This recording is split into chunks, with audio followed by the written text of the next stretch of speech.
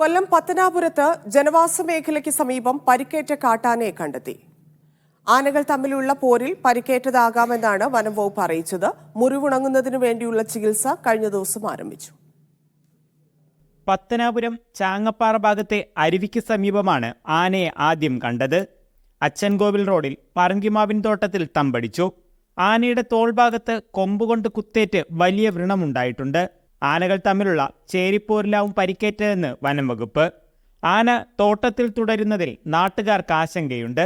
ഈ ആന ഇതിനകത്തും ഈ മുറിവുമായി നിൽക്കുന്നത് കാരണം മറ്റാനകളും ഈ പറങ്ങാവിൻ്റെ ഭാഗത്തും ജനവാസമുള്ള മേഖലയിൽ എത്തിപ്പെടുകയും ജനങ്ങളെ ആക്രമിക്കുകയും ചെയ്യുന്ന ഒരവസ്ഥയാണ് കണ്ടുവരുന്നത്.